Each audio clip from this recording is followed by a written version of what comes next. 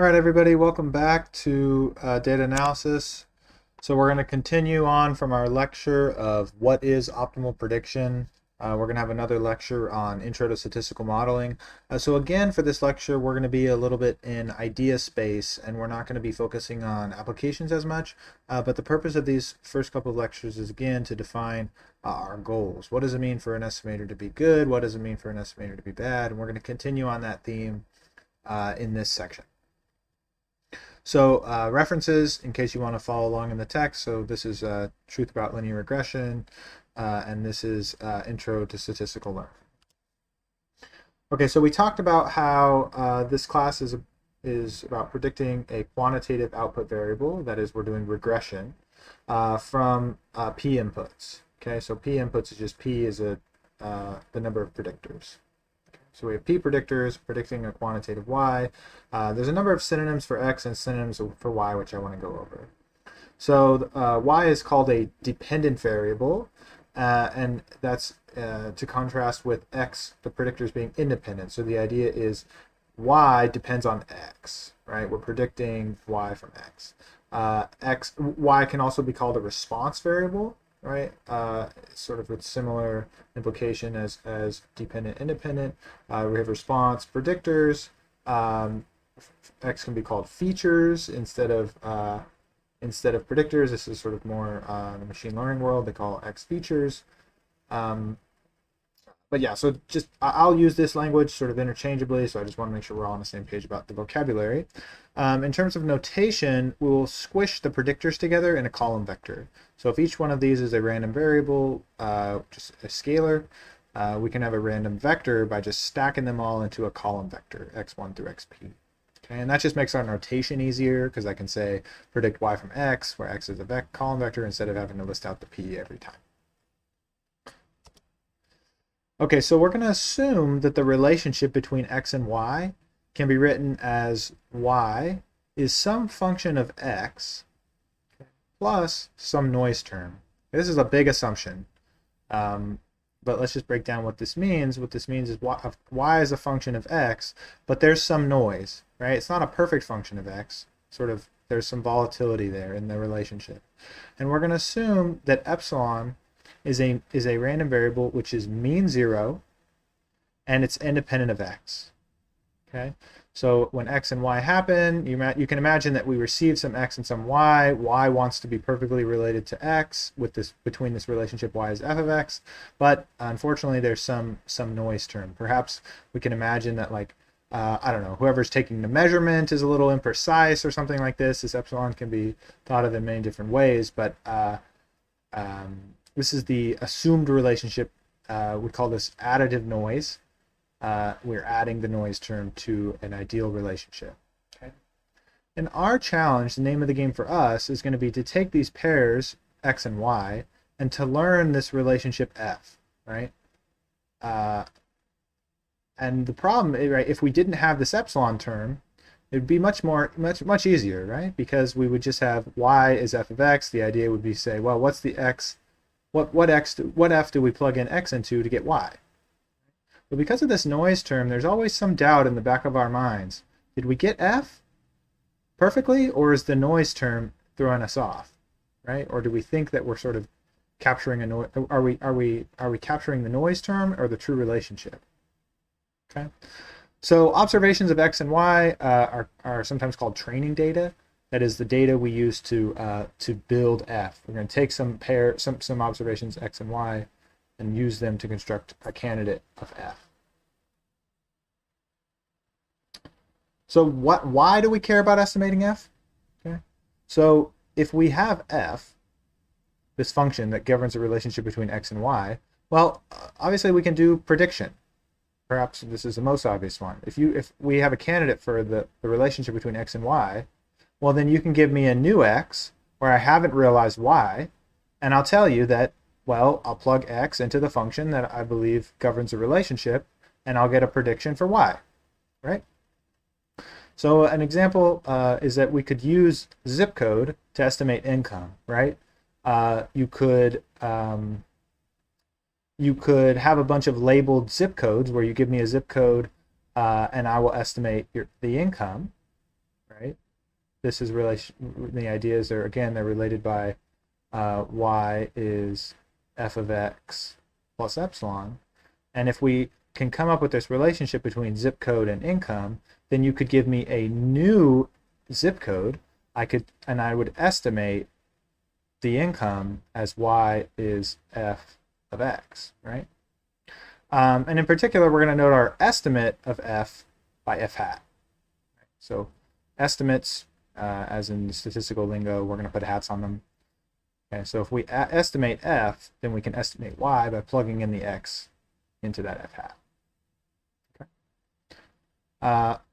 So this is exactly what I've written here. So when we predict y, right? So when we construct this y hat, which is this prediction of y, we're going to do so by plugging x in to our what we estimate as the relationship between x and y.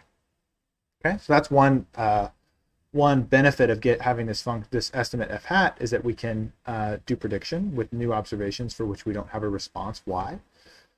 The other benefit is that the other benefit we get from estimating this relationship f is we can understand it more qualitatively. Okay, so for example, we might be able to look at this function f hat in this zip code example and say, oh, this f hat is telling me that some regions have higher income, right? We can look at this f hat and examine its properties structurally, and use it to shine light on the actual relationship in more detail. Okay, so some questions you might ask in terms of this inference idea, which is when you want to understand the relationship more qualitatively. Which of the x's matter? So you can imagine a situation where I give you too many predictors, and some of them matter to predicting y, and some of them don't. Right? So understanding which one of them matter, right? You might be able to produce an f hat, and it uses x, so one of these x's in a very small way, and you might say, okay, because of the structure of this f hat, it makes it seem like this one of these predictors isn't really necessary. Right? That's sort of an example of inference. Another example is you might want to know how changing x affects y, right? So you might want to know if I received a new observation where x is larger, one of the x predictors is larger or smaller, what do we think would happen to y? Okay, that's sort of understand the relationship more qualitatively again. An example for this one is we talked in the previous lecture about how does GDP affect Navy enlistments, right? So if we have GDP as X, we want to know does it affect the number of folks who enlist Y positively or negatively. That might be something that we could just take away as insight in itself, understanding that relationship more qualitatively. And then another bit we can focus on the inference side is does f hat fit the modeling assumptions? Okay, so this is just more understanding the relationship more broadly, not just doing predictions with a candidate f hat, but if you give me an f hat, I might be able to look at those x's and y's and say, is it reasonable to assume that the x's and y's came from this model, right, where the noise is additive? We're going to spend a lot more time talking about this, so I just want to mention it now. But this idea that epsilon is mean zero and independent of x, right, we might have an f hat that we estimated, and we may be able to look at epsilon and say, oh, based on this f hat, it's not reasonable that epsilon has certain properties, or it is reasonable that epsilon has certain properties. So actually letting the estimate shine back some light on if this expression is valid in the first place. All right. So we talked about mean squared error as a form of prediction. I'm going to do a little bit of algebra here to reduce mean squared error to what's known as the bias-variance decomposition. Okay. So for a fixed f hat, so if we have an estimate f hat and we have a fixed x, okay, so that is we have an estimate of our relationship and we have a fixed input, the mean squared error, okay, well, what is y? Y is equal to f of x plus epsilon. That's true because of it's true if y satisfies our assumptions, right? That assumption about out of noise. So y is f of x plus epsilon. And then y hat, our estimate, well, if we had an f hat, then we know that y hat is, well, we plug in x into our estimated function. Okay, so this is just plugging in y and y hat. Okay, and note that this again depends on this assumption y is f of x plus epsilon. Okay, so a couple of facts about variances. I hope you've seen these before, but this is just useful. The variance of x, you can write it as expectation of x minus expectation of x squared. You can write the expectation as this, but you can also write it as this expression above, where you can expand this and show that variance of x is equal to the expectation of the square minus the square of the expectation. Okay, so I'm going to use these facts in just a moment, so I'm stating them. The other thing is that if you add a constant to a random variable, your variance is unchanged. Okay, these are important. And the reason that this matters is that what I can do here is I can expand out this square using the fact that this bit is constant, right?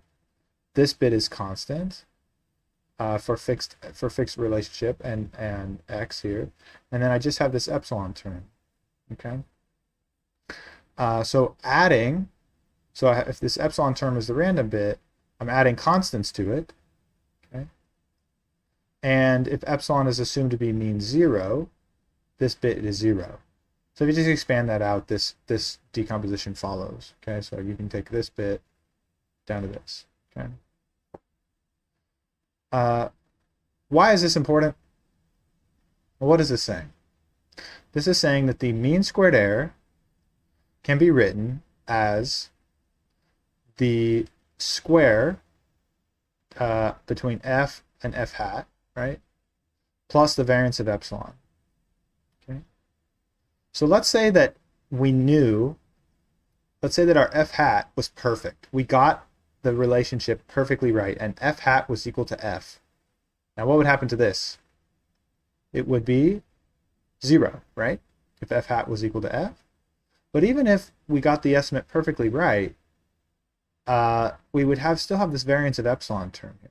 So the variance of epsilon says basically how noisy is the relationship between x and y.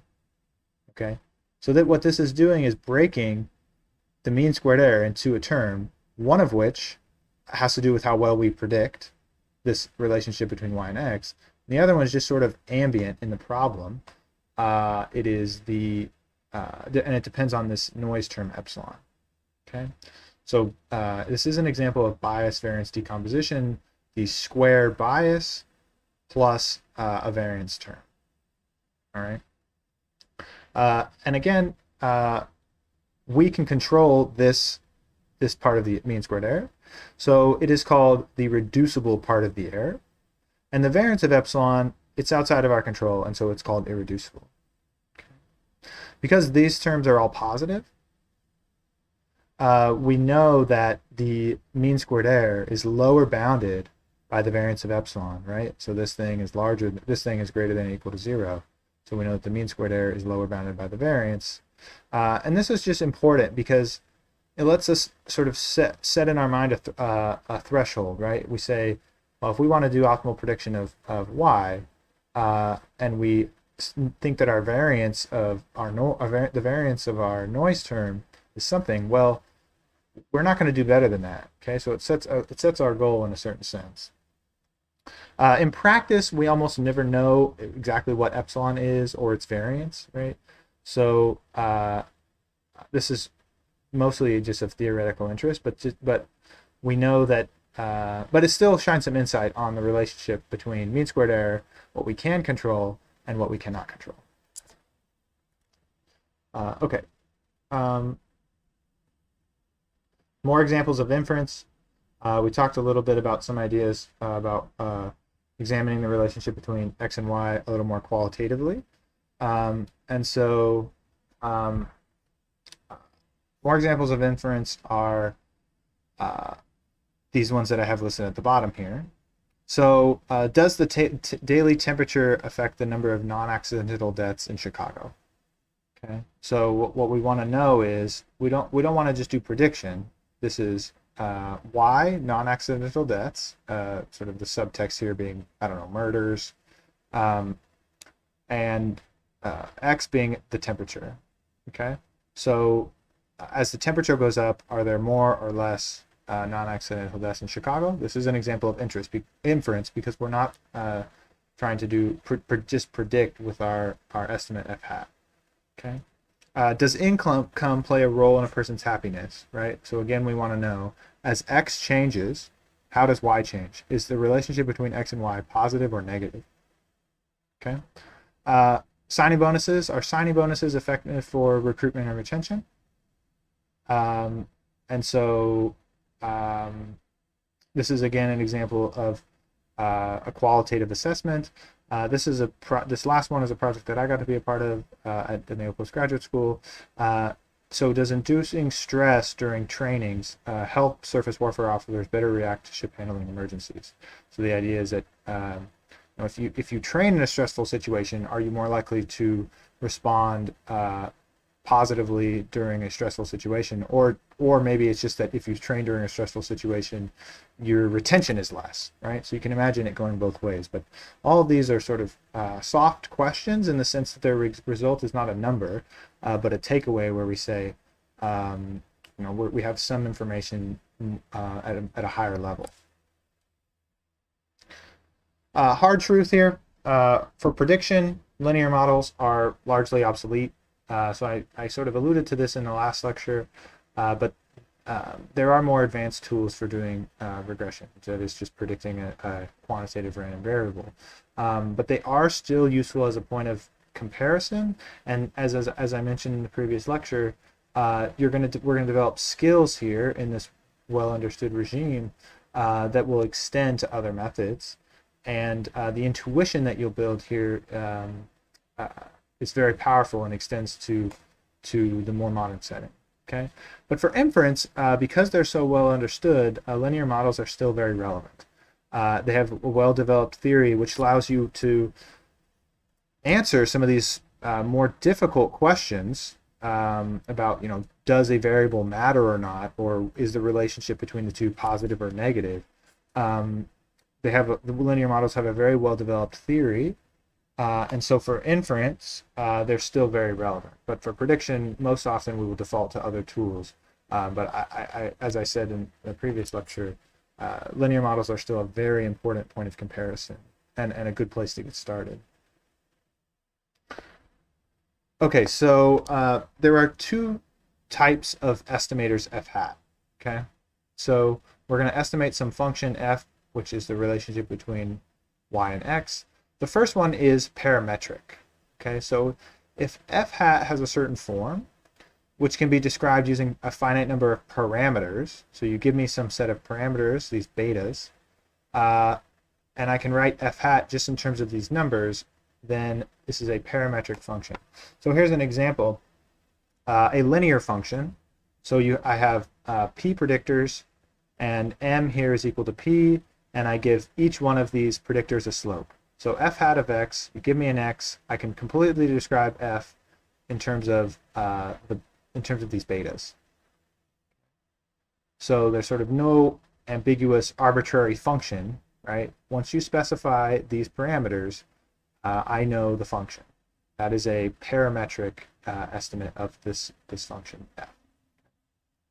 I can write this as a dot product by I have an intercept here, and then I have a slope attached to each one of these predictors. Well, this is an inner product, this last one, between a vector of betas and the column vector x that we talked about earlier.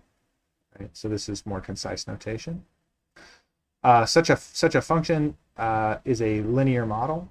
That is, f of x is a linear function, or y is a linear function of x. When we reduce to a linear estimate, we're doing linear regression. Okay. Another example of parametric function is this gnarly thing that I have down here, where I've completely specified the function using the parameters beta. It's just highly nonlinear, right? I have these square roots and these beta to the x's and all this nonsense, okay? Why you would want to use this is not exactly clear, but it is indeed a parametric model, okay? That is, the relationship between y and x is specified by these finite number of parameters. Non-parametric estimates are, well, one where we cannot describe them by a finite number of parameters. In particular, it's most often that the number of parameters grows. The number of parameters needed to describe the function grows as you have more data points, more observations. This is a common non-parametric model, but for our sake, we're going to focus in on parametric. We're going to use them as point of comparison, so I'll just mention that they exist for some cases, but we're going to spend most of our time in parametric estimation. Okay, so here's an example. This is maybe relevant for this season. I hope nobody has election fatigue, but maybe you do. I have a little bit myself. But an example is, can we predict who people will vote for based on the sports they watch? Okay. So the observations that we have in this data set are 207 metropolitan areas. Okay. So each metropolitan area is an observation. Y is the percentage of voters who voted for Trump in 2016 in that metropolitan area. And X, the predictors we're going to use to predict it, is the percentage of Google traffic related to various sports. So we have a predictor, which is percent of Google traffic related to NFL, related to NBA, related to MLB, and related to NASCAR. Okay, so we want to use these predictors, the percentage of Google traffic, to predict in 2016 the metropolitan areas and the percentage of voters in each metropolitan area that voted for Donald Trump. So here's an example. This is the actual data set. So this is just a scatter plot where I have NFL traffic along the x-axis, percentage of Trump vote along the y-axis.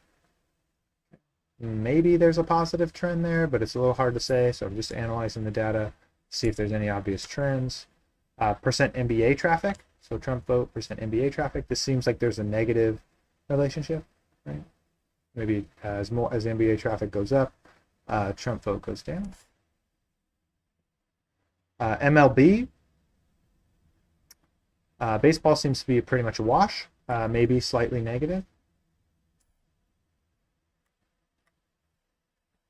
And NASCAR. So NASCAR seems to have maybe the strongest relationship, and it's a positive one. That is, as the metropolitan area, as more of the traffic, the internet search traffic goes to NASCAR, higher the Trump vote. Okay.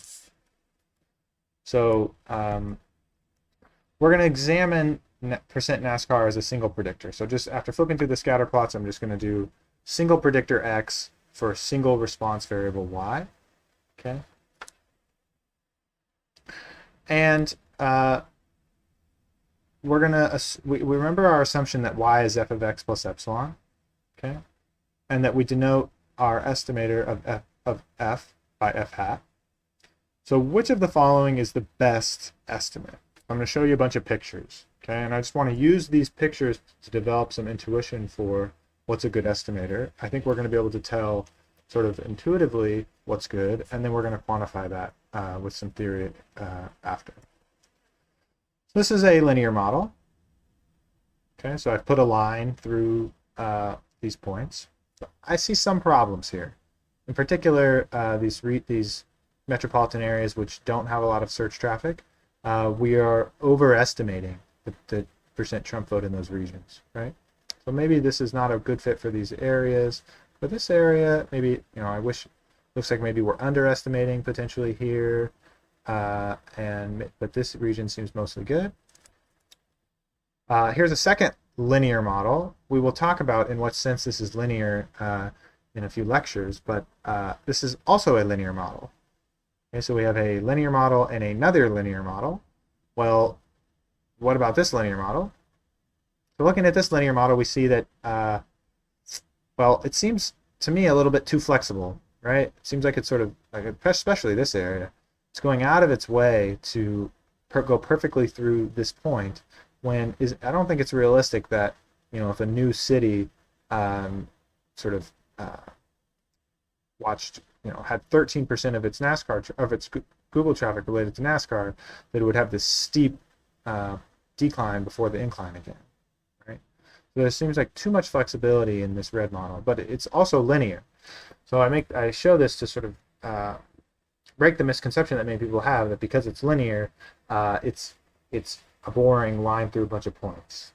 We'll talk about this in more detail, but it seems like also a poor model, right? Maybe the blue one is maybe too simple, and this red one is maybe too flexible, right?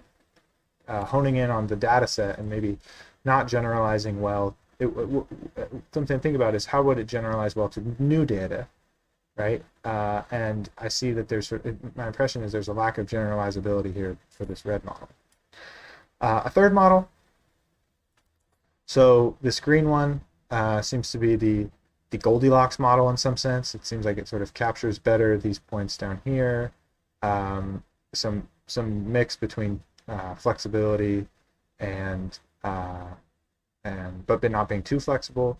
I'll say this is also a linear model. Okay, so again, linear model is more complex than just sticking a line through some points. And the last bit here, we have a nonlinear model.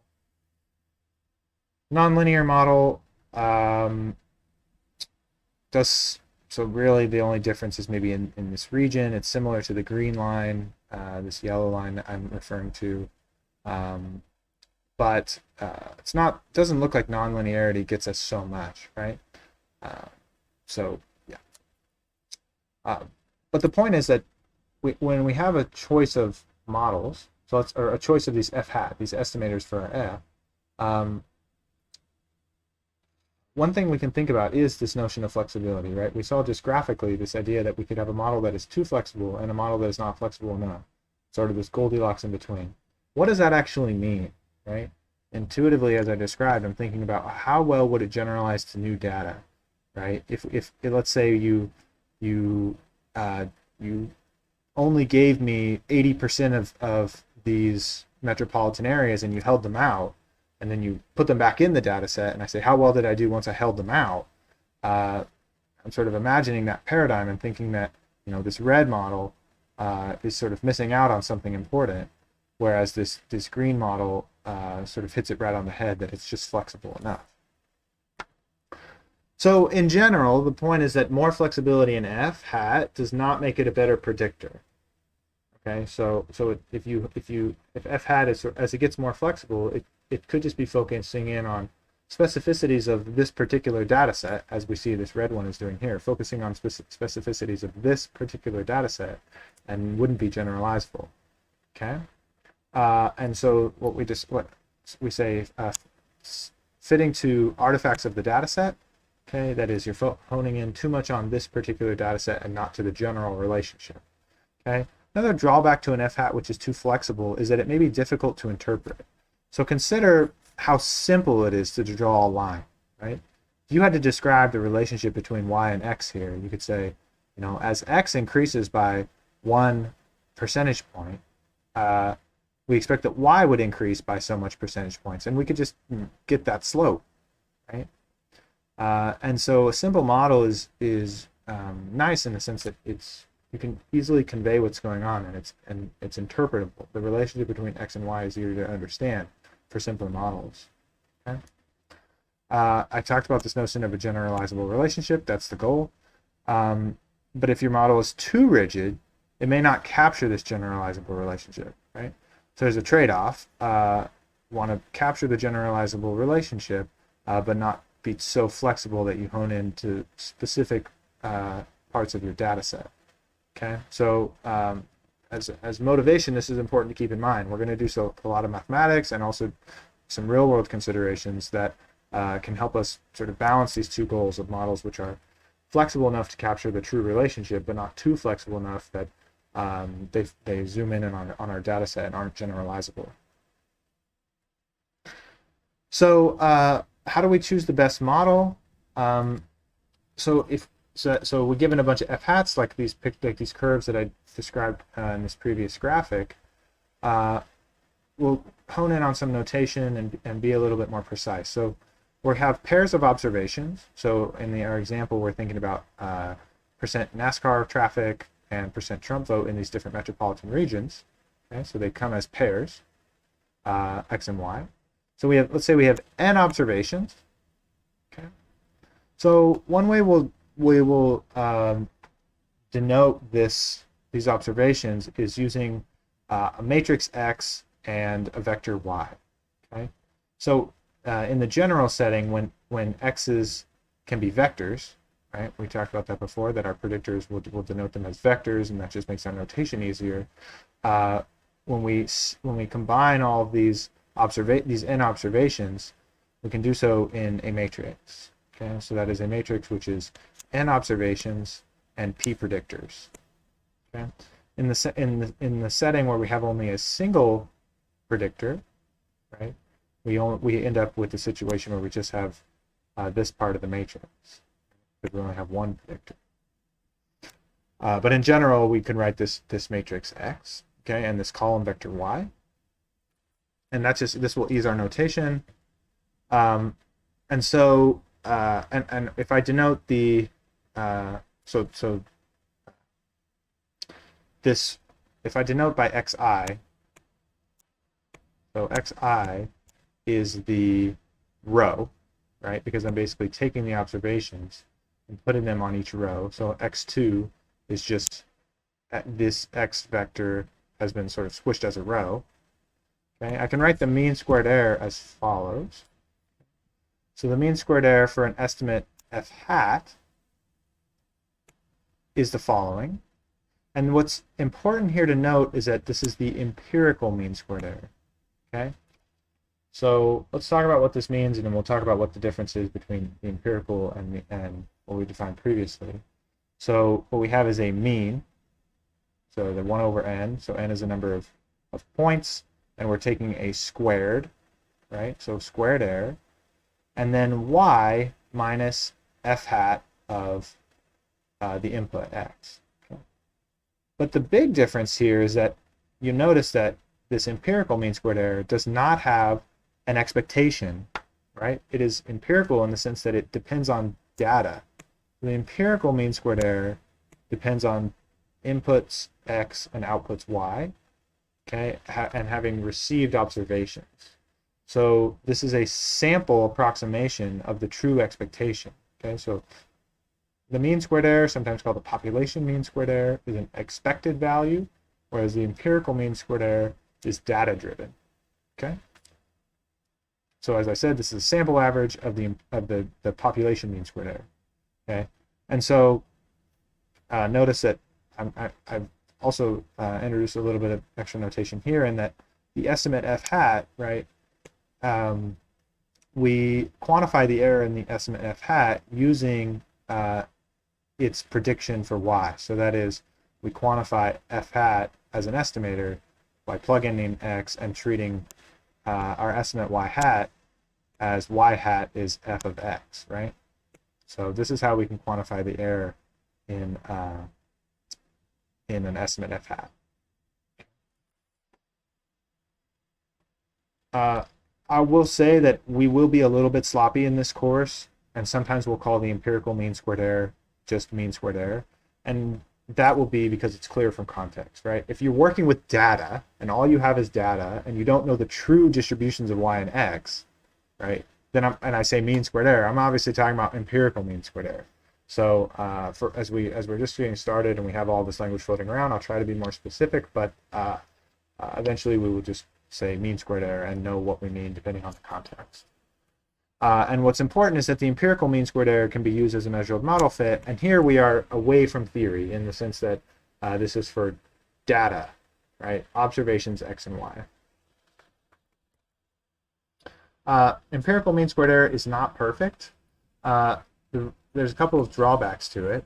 The first thing is that it doesn't have to do anything to do with inference, right? If you want to come up with some high-level summary you know, like this predictor and the response variable are positively or negatively related, empirical mean squared error isn't going to tell you that, right?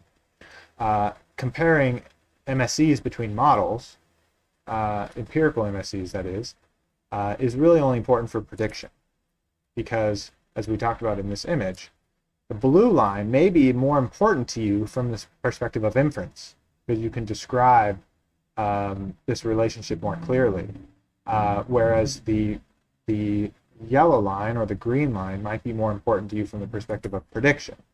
But mean squared error is focused on prediction. It is how close is your prediction to your actual observation.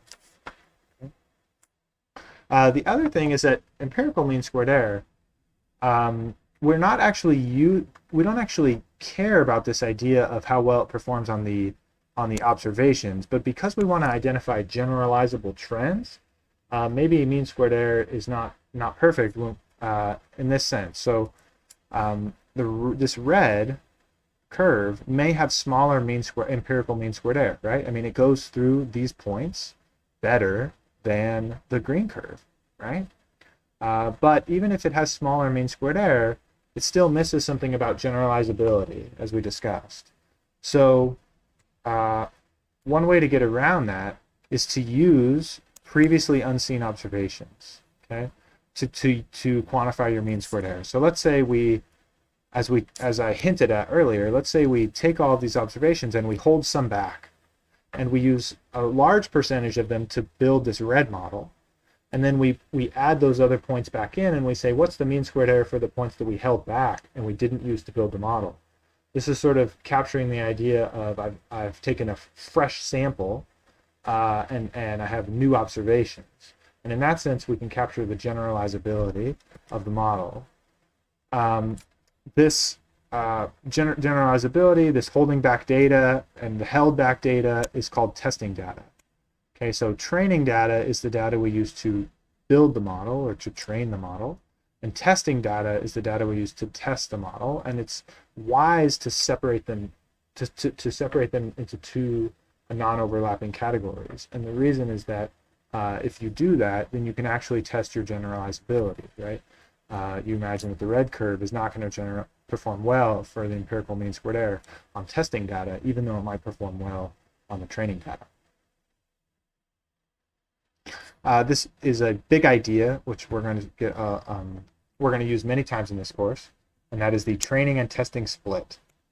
So the training and testing split is, as I suggested, we use a portion of the data, which is called the training data, to build the model, and we use the remaining data, the testing data, to test its performance. Okay, by holding back some data, we can test the model's generalizability. Okay, that is the training testing split. You split your data into training sets and testing sets. Use one set to build the model, one set to test the model's performance. So here's an example of how the train test split works in a simulation. Okay, so I'm going to let y be governed according to this relationship. Okay? I'm going to generate y's and x's and epsilons according to the following. So f of x is a cubic function. Okay, epsilon is normal with standard deviation 9, variance 81. Just make a small comment about this, but I often will write variances like this because it's sometimes ambiguous. People will sometimes write normal, mean 0, standard deviation here, and sometimes they'll write mean 0, variance here. So when I write a square here, I mean it's a variance. So 9 is the standard deviation, the square is the variance. Okay, so this is just notational. And then x is generated uniformly on an interval -3 to 3. So I'm going to generate x's and y's and epsilons, and these are all going to be independent. So the epsilons and x's are going to be generated independently, and then y is going to be generated by adding them all together like this. So here's the truth. This is x, y. The black line is the truth, that cubic function I described. And this is the sample, right? And the sample is not obviously right on the line, and the reason is that I'm adding this random noise term, epsilon. Okay? So here we see, right, we want to estimate from these points this curve. That's the name of the game. So if I split the data into training and testing, I'll color them so we can see which one's which. The training set is in blue and the testing set is in orange. Okay, so I'm going to hold back and not use this testing set to build our model. So again, there's the truth just overlaid. So here's one estimate. Here's another estimate. Here's another estimate. And here's another estimate. Okay. So let's go back and look at them again. So here's an estimate. You can see maybe it's just the way that this has some sort of unnatural wiggles. I am biased because I've seen what the truth looks like. But this seems to have some sort of unnatural wiggles where there's a small gap where we have a little decrease in the function where, okay, maybe this is just due to noise, right? This has some potentially excessive sort of flexibility, right? This function has seems like less flexibility, seems like a pretty good fit to me. This function potentially, it looks like it's missing out, right? It looks like it's missing out on this high parts, and it's overestimating in these low regions, right?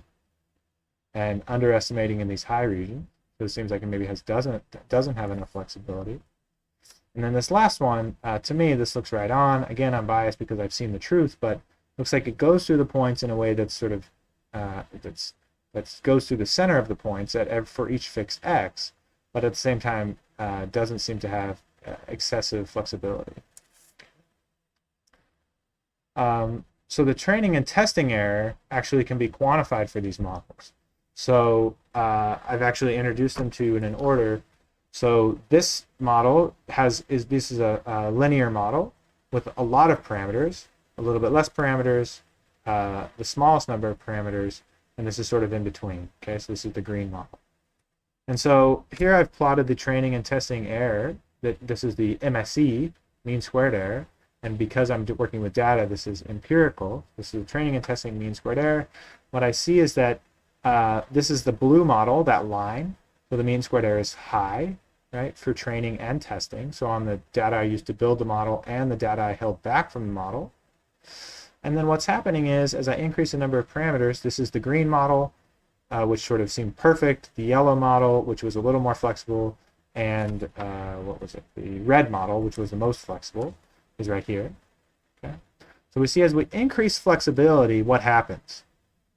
Well, the training error, the training mean squared error, the performance on the data we used to build the model is going down, right? So that is, as you give me more flexibility, I can do better on the data I used to build the model. That's sort of unsurprising, right? But what happens to the testing error, the data we didn't use to build the model, the data we held back, right? Well, it goes down as we go from the straight line to a little bit of flexibility. It stays approximately the same. And then it starts to go up. What this is saying when it goes up is that we are doing well on the training set, but we're doing worse on the testing set, which is important because we have captured this notion right here, big conclusion. At this point, the model is not generalizing well to new data, right? Even though this 4-parameter model, this cubic model, is the right one, it's the smallest model that is right, adding a bunch of extra parameters, it seems like the test error is not really taking a penalty, but if you add too many parameters, it does. Okay, so the truth is actually right here. I have this on the slide. Why a cubic function corresponds to 4 parameters? We'll talk about this in a future lecture, but this is the truth. But we see just this trend is very important, that as you increase flexibility, training error continues to go down, testing error goes down. This is sort of where we want to be, where we have small testing error, and then it goes back up because the model is getting too flexible and not generalizing well. This illustrates the utility of the testing error for testing the model's generalizability. The actual experiments, here's the training. This is a table with the actual numbers. And this describes sort of in a table exactly what I just described on the previous slide. I will say that this increase in testing error and decrease in training error. So we see training error continue to go down, testing error start to go back up. When this happens, this has a special vocabulary word called overtraining. Okay, so overtraining is when you have too much flexibility and you're increasing your testing mean squared error over simpler models. Okay, and again, as I say mean squared error here, I'm referring to, because I'm talking about training and testing, I'm referring to empirical, right? This is data driven. So overtraining is decrease in training mean squared error, increase in testing mean squared error. So we see that when we go from 9 parameters in our model to 13 parameters in our model, the training goes down, but the testing goes up, right? So the data we held back, we're doing worse on the data we held back. I will say as an aside that the square root of mean squared error is sometimes used as a measure of performance. This is root mean squared error. The reason we do is because of units. This is similar to variance and standard deviation. Standard deviation has the same units of y. Mean squared error has squared units of y. Root mean squared error has the right units. But for the sake of comparison, right, if I'm comparing which one has smaller mean squared error, if I take a square root of all these numbers, the comparison is still the same, right? So just a slight aside for notation, that RMSE square root of the mean squared error, where again here, I've omitted empirical because it's clear from context that we're working with data. Okay, so from our discussions of the lower bounds of mean squared error, so we talked about this previously in this lecture, for a fixed f and for a fixed estimate of f hat, we saw that we have this bias variance decomposition. Okay, that is, the mean squared error is how good can we predict f hat plus a variance term in epsilon. Okay. In general, f hat is random, right? Because we build f hat from a set of data, right? So you give me a sample, I'm going to build a candidate f hat. So if we don't have a fixed x, this f hat is random. It depends on a random sample of observations, right? So right, let me just exemplify that point in this graphic, right? So we constructed this green line from these blue points, right? Which themselves, they were a random sample. Okay, so in the mathematical underpinnings, we assume we treat this f hat as random because it depends on our sample, right? Sometimes we will assume, for the sake of our theory, we'll say fix x. Sometimes we'll say f hat depends on x and epsilon. Sometimes different sets of assumptions. So, but f hat depends on x and epsilon, right? Because our y depends on epsilon. So if we have a fixed x, okay, then f hat is random, but it depends just on epsilon because x is fixed. The only other thing that's variable in this expression is the epsilon term. So we can decompose this expression even further, this bias variance decomposition, by decomposing the variance that we have in estimating f. Okay, so we can do basically the same trick we did before, where we broke down a square into a variance and a squared term. We can do the same thing here continue to this expression, just breaking down this thing. Okay, so this is another example of the bias-variance trade-off, and so what we have is a variance of f hat of x, a variance of epsilon, and a squared expectation. This is a bias between the two, between f of x and f hat of x. This bias-variance trade-off, I mentioned this word before, the idea that we can decompose mean squared error into bias term and a variance term. This is another example of it. So the derivation goes as follows. So we want to show that the mean squared error can be decomposed as the variance of f, variance of epsilon, squared here in between. The fact we need, which I referred to earlier, is the law of iterated expectation. So the law of iterated expectation says that if x and y are two random variables, then the expectation of y can be written as this iterated expectation. There's an outer expectation and there's an inner expectation. So that is, this outer expectation is taken with respect to x, and this inner expectation is taken y for a fixed x, right? Because once you fix me an x, y given x is constant. So this is the law of iterated expectation, sort of just a mathematical fact. We're not going to go into its details.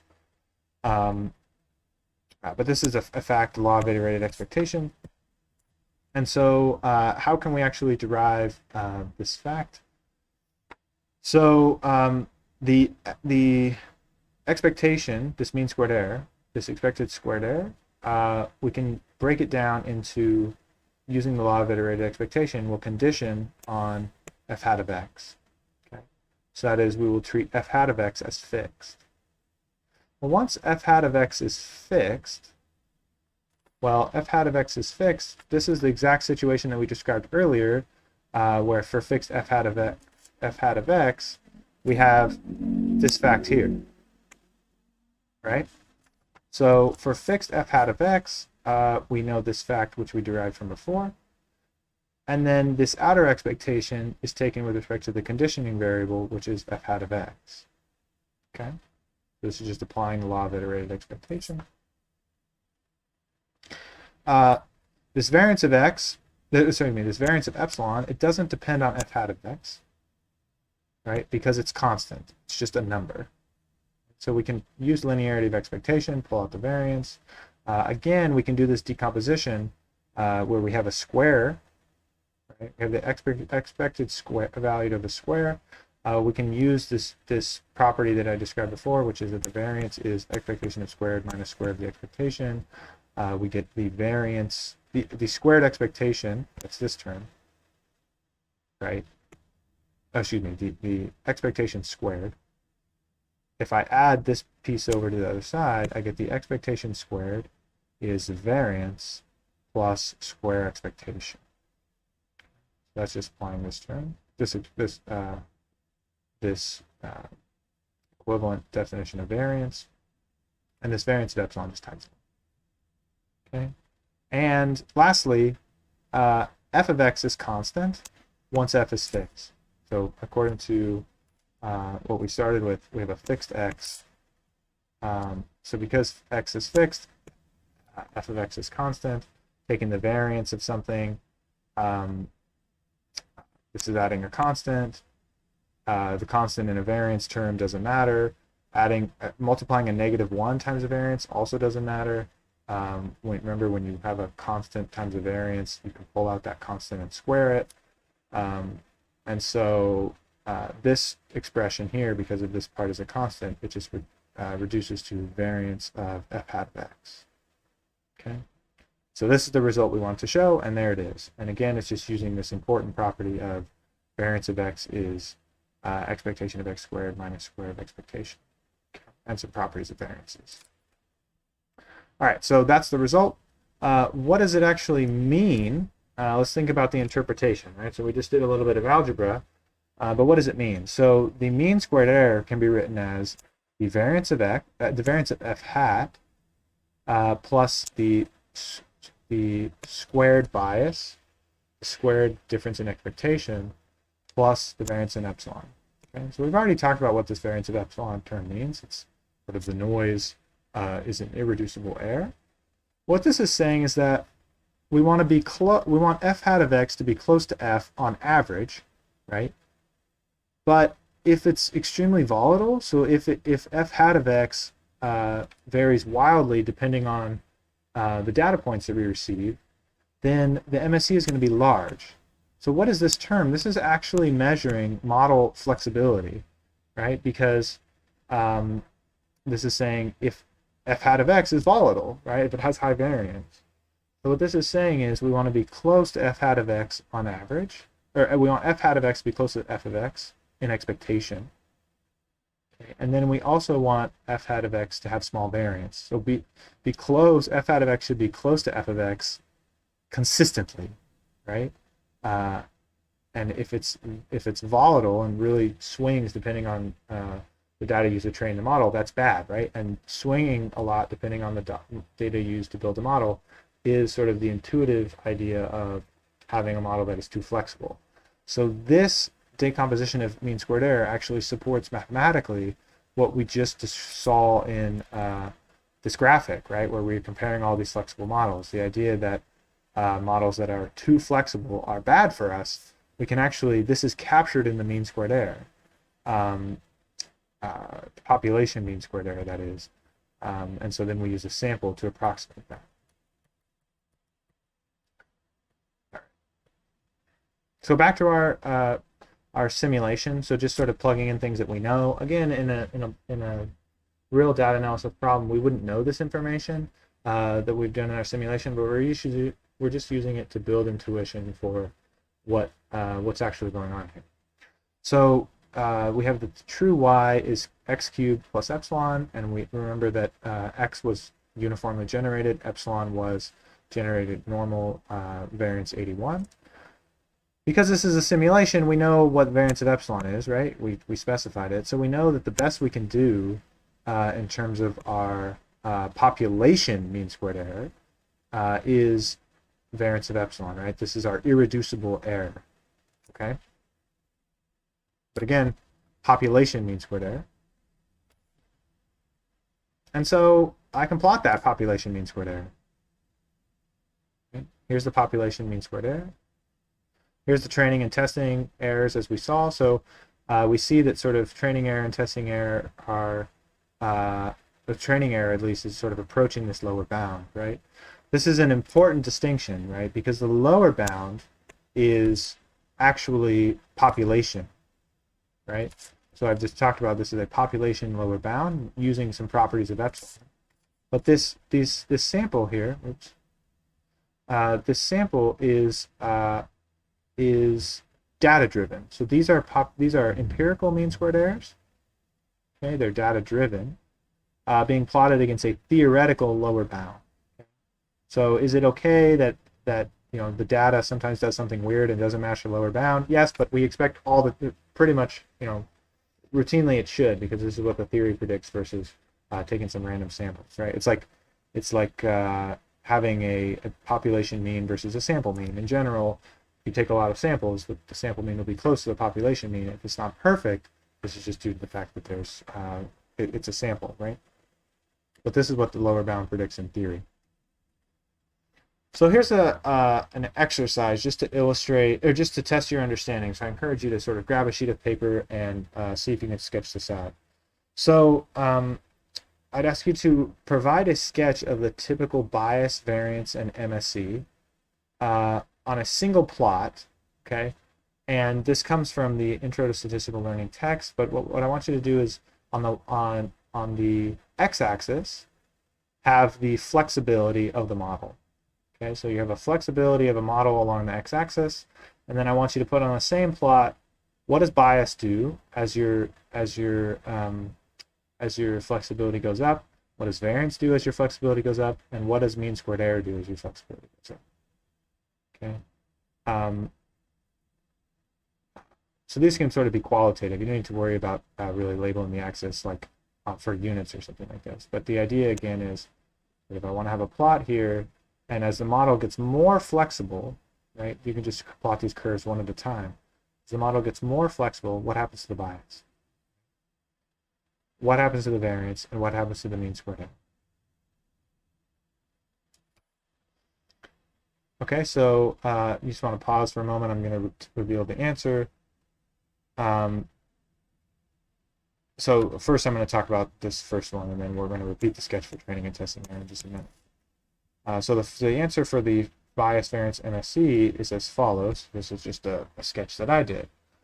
So what's happening is, so we have error as quantified by either bias, variance, or MSE, right? So the variance, this variance of f hat, the variance of f hat as the model is more flexible, the variance goes up, right? That is, f hat has more dramatic swings in with respect to the input data if there's more flexibility. This reflects like this reflects honing in on artifacts of the data set and not to generalizable terms, right? The idea that you give me a new data set, if the model is too flexible, it's going to the predictions could jump all over the place, right? So the variance will go up as flexibility goes up. The bias, right? The bias is this term here. In expectation, on average, we will be close to the truth if we have a model which is flexible enough to sort of if we have enough flexibility, we'll be able to get to the truth, right? So this is reflected by the bias going down. So the bias goes down as flexibility goes up because this is sort of a model that is flexible enough to, on average, be right, right? Even though it does this sort of very volatile, with a lot of volatility. So given these two curves, what happens to the mean squared error? Okay. Well, we know that the mean squared error is a sum of irreducible error, the sort of is the model good on average, and then is the model volatile? How much does the data swing with new inputs, right? So because of that sum, we know that the MSE is going to look like this curve plus some constant, which is the irreducible error, right? So here I've sort of drawn the MSE, which is a sum of these two curves plus some constant, and that's just sort of acknowledging this decomposition. All right, so then let's do the next part of this, which is repeat your sketch for training and testing error. So again, I want on the x-axis the flexibility of the model. Okay, as the flexibility of the model goes up, what happens to your training and testing MSE? Okay, what happens to your training and testing MSE? So let's just start with one, training error. What happens to your training error as your model gets more and more flexible? What happens to your testing error as your model gets more and more flexible? Okay, so think about that for a moment. Pause if you need to. I'm going to reveal the answer. So here is my sketch. So on the x-axis, again, I have flexibility, and then I have error. So what's happening is the training error, as the model gets more flexible, is going down and down and down and down. What's happening is we're honing in to the data set, to the specific artifacts of the data and not being generalizable, right? And the testing error, it sort of looks like the training error, except that there's a certain point where the model becomes just too flexible. When the model becomes too flexible, it's not generalizing well to training, right? Or the model is not going to generalize well to new data. The testing data is held back data. So what happens is it's too flexible, the testing error starts to go back up. Okay, and sort of this is the sweet spot when your testing error is the smallest, where you say we're sort of capturing as much of the relationship as we can without being too flexible. Okay. So yeah, that's sort of the big ideas. So we've talked about a number of things in this lecture. We've talked about this idea of a model being too flexible and not flexible enough. We can measure this with empirical mean squared error. The training mean squared error being less preferable to the testing mean squared error, because this testing error mean squared error is a new snapshot, right? And so that's sort of how we test the generalizability in practice. And we've sort of seen how the decomposition of mean squared error into these bias and variance terms sort of supports with the theory that a model which is too flexible is going to have poor population mean squared error. And so the theory and theory of population mean squared error compared to how we check it in practice with testing empirical mean squared error, they sort of go hand in hand, and we've covered both. So that's all I have for you today. I look forward to seeing you all at the next lecture.